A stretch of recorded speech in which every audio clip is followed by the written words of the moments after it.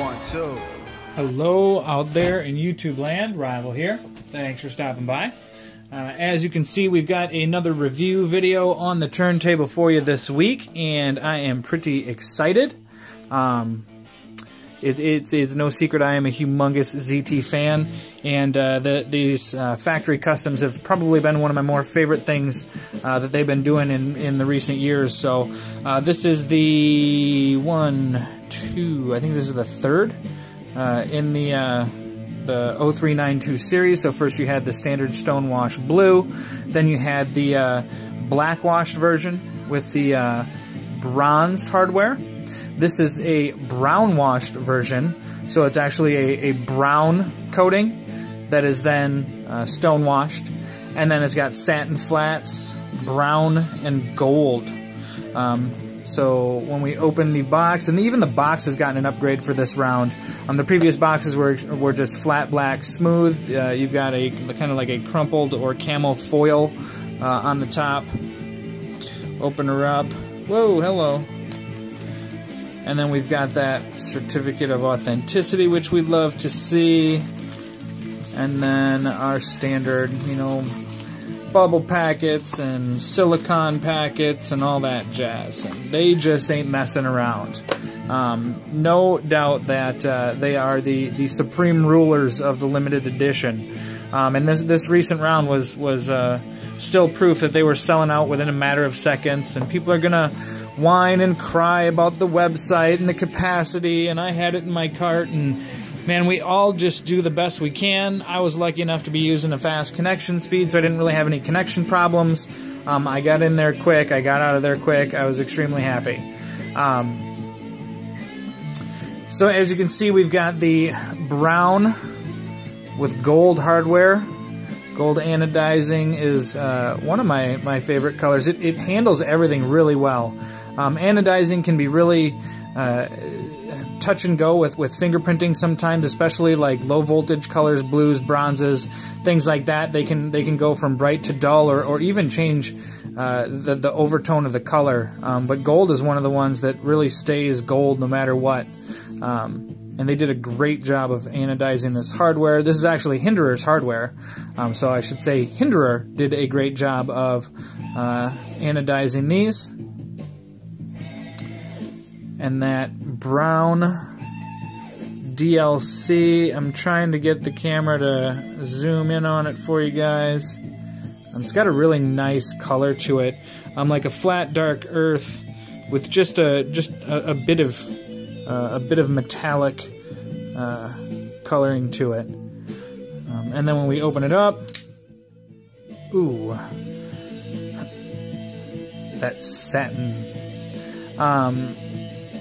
Now I'm going to admit, the satin kind of trips me out. I don't have a lot of satin blades in my collection, just because I like to use my knives, and satin's one of the ones where if you get a light scratch or something on it, it really, really shows. For example, my own knife that I've been playing around with, I'll be doing a video on this next, but you can see I've been using it, and there's lots of scratch marks on it, and this knife is literally like maybe 2 months old. Not even. So there's the scratch issues, but damn if it don't look good in this color combination. Again, they just continue to knock it out of the park.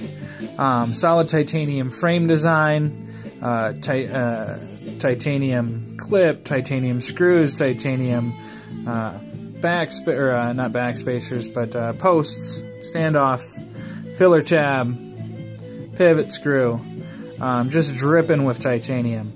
I love that they've got this. They've got the satin on the blade stop. The ergonomics on this knife are probably one of my all-time favorites. This is just a fantastic Hinderer design.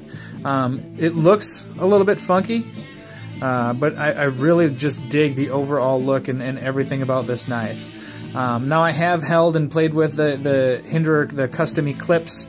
Not a fan. His flipping action it leaves a lot to be desired. Until he goes to bearings in his knives, I just don't think that a Hinderer is going to be in my pocket.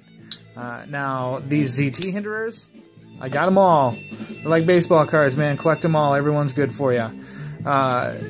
Fantastic series of knives, because ZT's got that flipping action dialed in like a science.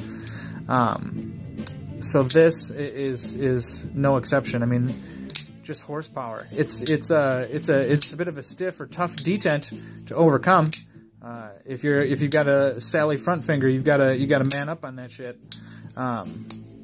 Whoops! See, even I missed one. But it's not a defect. It's not a drawback. It's when you do get the hang of just flipping these knives. Oh, it's fantastic. The action is like no other. On every single one of these 392s, I can say the same thing. It's been fantastic action.